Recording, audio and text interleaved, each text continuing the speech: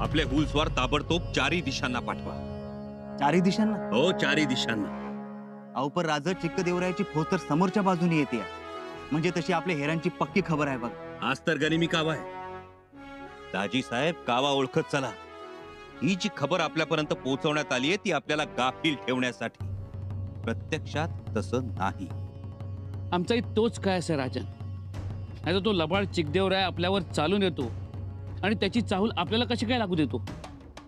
याचा अर्थ शंभूबाळ तुम्हाला शंका येते? होय काका महाराज, जे चित्र आपल्याला दाखवलं जातंय ते प्रत्यक्षात नक्कीच तसं नाही. चिकदेवरायानं काहीतरी गुप्त हालचाल केली असणार. राज, तुम्ही जे म्हणताय त्यात काही तथ्य असेल, कारण तो चिक्कदेवराय तसा बदमाशच आहे बघ. राजन, हमें जल्दबाजी करनी होगी. होय कविराज, आपल्याला वेगानं हालचाली कराव्या लागतील. काका महाराज, दाजी साहेब, तुम्ही इकडच्या प्रांतातले जाणकार आहात. तुम्ही सांगा आपण काय केलं पाहिजे. शंभूबाळ गांगरून जाण्याचं काही कारण नाही. चिकदेवराय कसाही असला तरी असलं धाडस करणार नाही. काका महाराज, आमच्या आबासाहेबांनी आम्हाला एक मंत्र दिलाय, अखंड सावधान. त्यामुळं आम्ही गाफील राहू शकत नाही. दाजी साहेब, फौजेला तयार राहण्याची सूचना करा आणि लढाईच्या उद्देशानंच फौज सिद्ध करा. जेवण खावण असेल ते करून घ्या म्हणावं. टेकड्या, दाट झाडं ह्याच्या आधारानं सावधपणे पुढे जाणं आणि झाल्यास बचाव करणं फार गरजेचं आहे. बचाव कसला कविराज? आता करायचा तो हल्लाच. चिकदेवरायानं कल्पनाही केली नसेल असा हल्ला.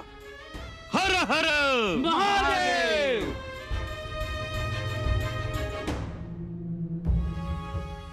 वहिनीसा,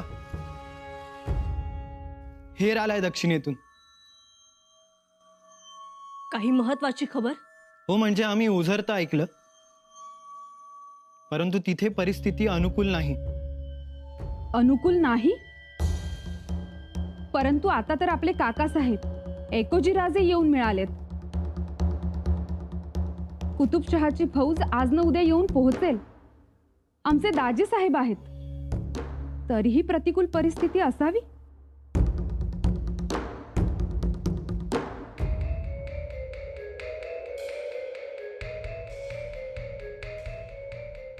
परिस्थिती प्रतिकूलच आहे. पंत, जे काही असेल ते स्पष्टपणे बोलावं. स्पष्ट सांगायचं झालं तर हेरांनी जी खबर आणली ती थोडी काळजीत टाकणारी.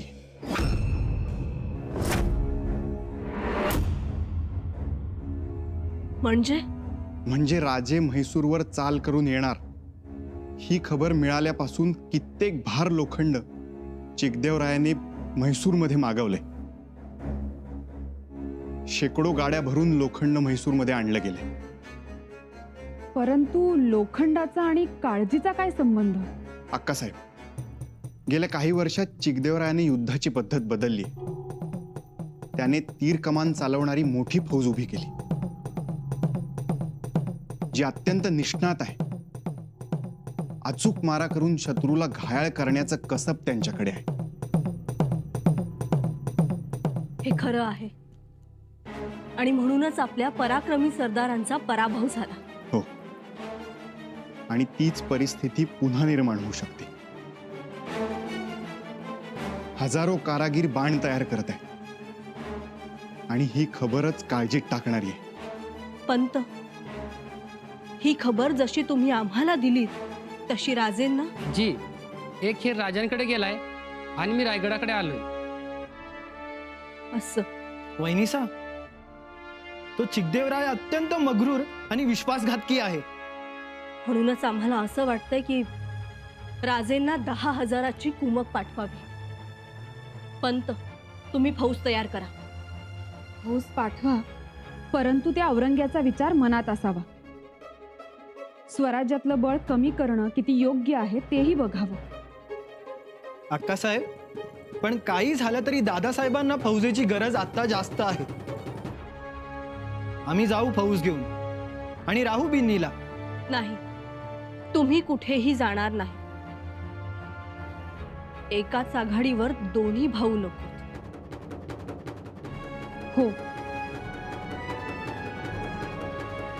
त्यापेक्षा तुम्ही इथे राहून त्या औरंग्यावर लक्ष ठेवा.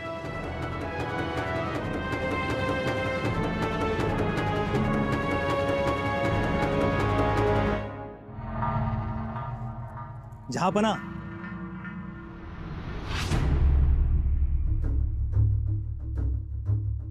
जहांपना, दर जमाल व कमाल ऊंचे सुखन. क्या? आपके जमाल और कमाल का मुकाबला कोई नहीं कर सकता. खबर क्या है वजीर आला? खुश खबर है जहांपना, आपने सही वक्त पर अपने सरदार को असला देकर राजा चिकदेव राय के पास भेज दिया. वाह. और नतीजा? जहांपना, चिकदेव राय ने खुद को आपकी वफादारी का हलफ मानकर संभाजी राजा पर हमला बोल दिया. अभी अभी खबर आई है. वाह, ये तो बहुत बढ़िया खुशखबरी लाया वजीर आला. हमारा दिल बाग बाग हो गया. अब चिकदेव राय संभाजी को नहीं बख्शेगा. जी जहांपना. वजीर आला, राजा चिकदेव राय सिर्फ एक बड़ा सूरमा नहीं है, खूंखार भी है. सूरमाओं का सूरमा है और जालिमों का जालिम. जी जी मेरे आका. लेकिन क्या? जहांपना, संभाजी भी आसानी से हार मानने वालों में से नहीं है. वजीर आला, आप जो कह रहे हैं वो यहाँ दक्कन में दुरुस्त हो सकता है, लेकिन वहां मैसूर परगना में नहीं. संभाजी ने चिकदेव राय के इलाके में जंग करके अपनी फौज को मौत के दरवाजे पे धकेल दिया है. वजीर आला, राजा चिकदेव राय को हमारी तरफ से जो मदद चाहिए उसे दो. हाथी, घोड़े, फौज, तोपें, सोने की अशर्फियां, सोने के मोहरे, जो चाहिए हर मुमकिन मदद उसे मिलनी चाहिए. सुनबाई, सुनबाई, मातोश्री, अचानक महानी सांगावा दिला असता तर आम्ही आलो असतो. अहो, धीर धरवला नाही म्हणून आलो. काय झालं? तुमचे डोळे जडावल्यासारखे दिसतात. अहो, काय सांगू तुम्हाला, बसल्या जागी डोळा लागला पण शंभूराचे दिसले. बरं झालं ते तुमच्या स्वप्नात आले ते. परंतु ते पलीकडे होते आणि आम्ही अलीकडे, आणि आमच्यामध्ये रक्ताचा पूर आलेली नदी. काय? हो ना, त्यांनी असा पाय बुडवला त्या रक्ताच्या पुरात आणि आमचे डोळे उघडले. काय असेल हो? याचा अर्थ एकच होतो, तुमचे चिरंजीव आणि आमचे राजे त्यांच्या तलवारीनं रक्ताचे पाट वाहते. भीती वाटते हो आम्हाला. असं का स्वप्न पडलं असेल?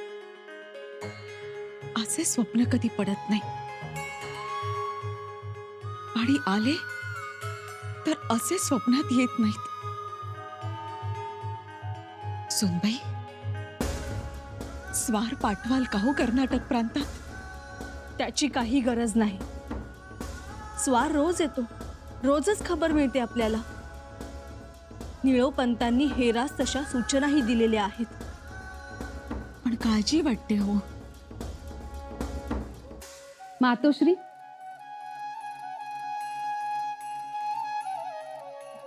काळजी करू नका. काळजी करण्याचं तसं काही कारण देखील नाही. म्हणजे? हे बघा, अंबिका ताई साहेबांचं पत्र आलं आहे.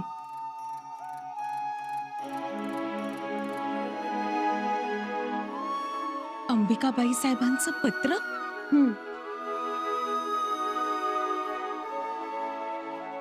त्या लिहितात, दादासाहेब इकडे या प्रांतात आल्यामुळे आणि चिकदेवरायाच्या क्रूर स्वभावामुळे तुम्ही सर्वजण चिंतेत असाल. मात्र चिंता करण्याचे काहीच कारण नाही, कारण इकडे दादासाहेबांचे उत्तमरित्या स्वागत झाले आहे. इकडील सर्व छोट्या छोट्या राजांनी दादासाहेबांचे स्वागत केले आहे. आणि महत्त्वाचे म्हणजे आमचे साहेब सरदार महाडिकही निरोप पावताच दादासाहेबांच्या भेटीस गेले आहेत. एवढेच नाही तर इकडचे इक्केरीचे राज्याचे राजे शिवप्पा नायक, त्याचबरोबर मधुरेचा राजा चोकन्नाथ, रामनाडचा राजा सूर्य मश्वनायक हे सर्वजण दादासाहेब आल्याने खुश झालेत. जगदीश्वरा, बघितलत ना, आणि तुम्ही काळजी करत होता. अंबिकाताई साहेब पुढे लिहितात, महाराज साहेब, आजोबा शहाजी राजे साहेबांची पुण्याई इथे घराघरांच्या गणेशपट्टीवर लिहिली गेली आहे.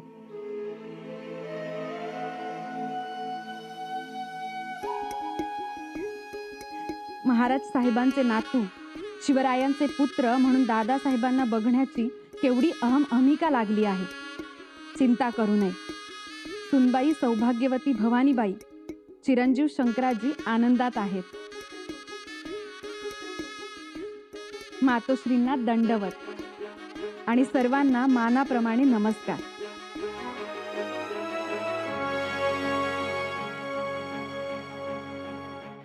बघितलत ना मातोश्री, आत्ता जीव भांड्यात पडला आमचा. चिंता मिटली. आता आम्हाला खात्री वाटते, जिंकतील तर शंभूराजेच.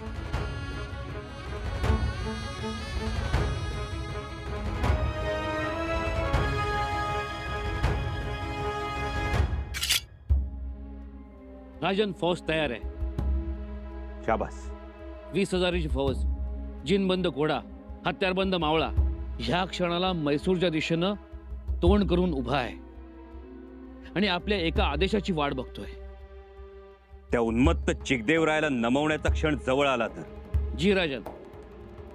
राजन, आपल्या फौजेतील घोडी पायाच्या खुरांनी माती उडवत आहेत. कविराज, एकूणच सगळ्यांना घाई झालेली दिसते. जी, आपल्या सैन्याची रचना बगलामुखी आहे. आघाडीवर हरजीराजे आहेत, एका बाजूला आपण, आणि एका बाजूला एकोजीराजे आहेत. नाही कविराज, आघाडीवर आम्ही राहणार. हरजीरावांना मागे ठेवा. राजन, आता सैन्याची हलवालो करणं अशक्य आहे. कविराज, आधी आम्हाला सैन्याची रचना तर बघू द्या. चला बा, सर्वजणच आपली वाट बघतायत.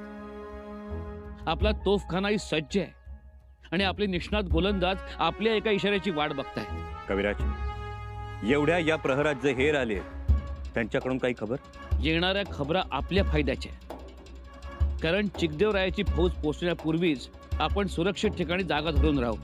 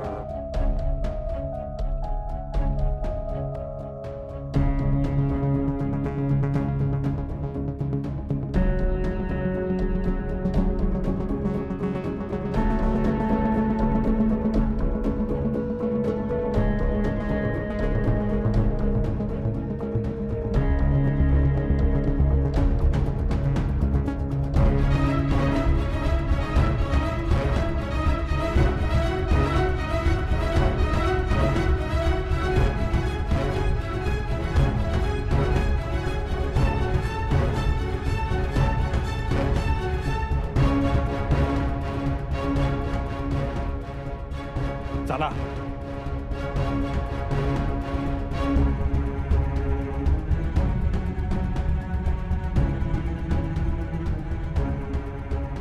बहावा भले नागो एकटा हाना मारा तर यही द्रिया बेडे मागे हटायचं नाही म्हणतो मी.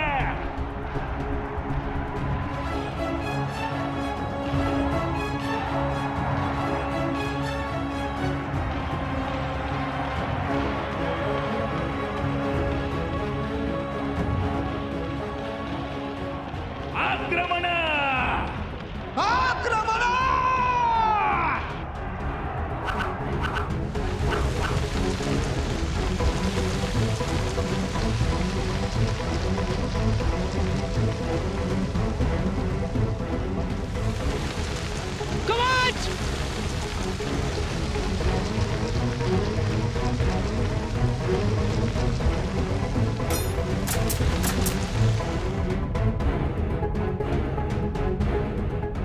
भाजन खूप मोठा धोका झालाय.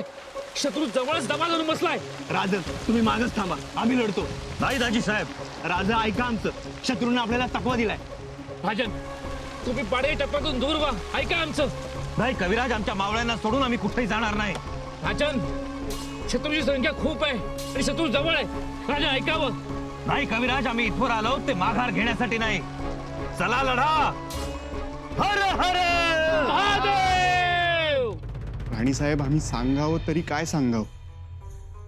हेर खबरा घेऊन येत आहेत, त्या ऐकून आमचा जीव कासावीस होतो.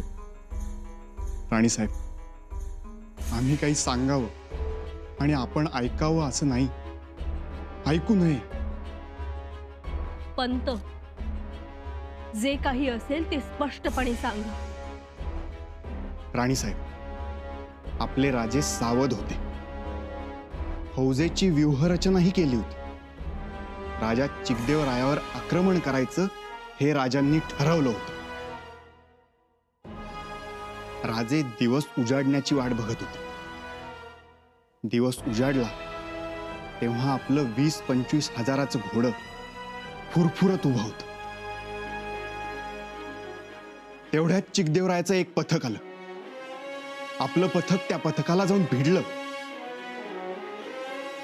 दोन्ही पथकांमध्ये खडेजंगी झाली, पण चिकदेवरायाच्या पथकाने काढता पाय घेतला. पथक पिछाडीवर गेलं. मग आपल्या पथकाने चिकदेवरायाच्या सैन्याचा पाठलाग सुरू केला. तेवढ्यात दुसरं पथक आलं. ते आपल्याशी लढू लागलं, पण काही वेळातच चिकदेवरायाचं सैन्य हरलं आणि माघारी सुसाट निघालं. आता मात्र राजे संतापले. त्यांनी आदेश दिला आणि आपल्या सैन्याने चिकदेवरायाच्या सैन्याचा पाठलाग सुरू केला. काही अंतरावरच एक छोटी टेकडी होती. चिकदेवरायाचं सैन्य त्या टेकडीवर लपून बसलं. आपली 10,000ची फौज त्यांच्या पाठलागावर होती. राजे त्या पथकाच्या आघाडीवर होते, पण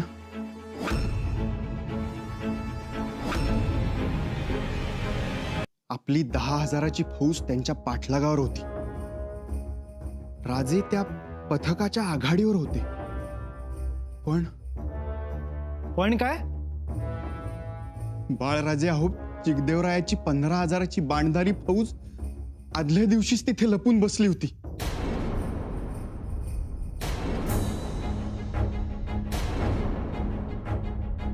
त्याच्या पथकाने आपल्या फौजेस तिथवर नेलं आणि टप्प्यात येताच एकाच वेळी तिखट अणकुचीदार बाणांचा मारा चालू केला. आक्रमण!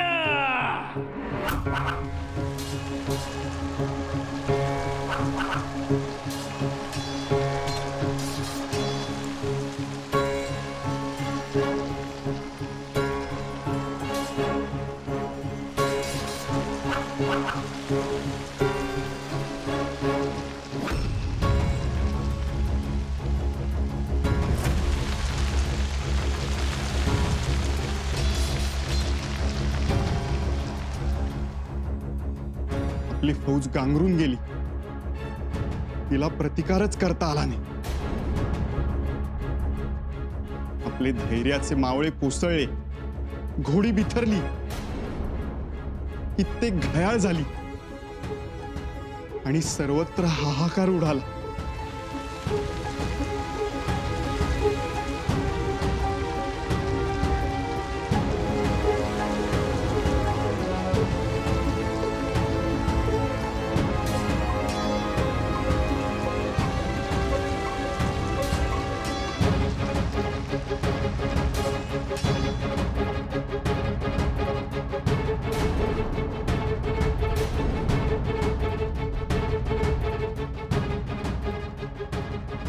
आणि राजे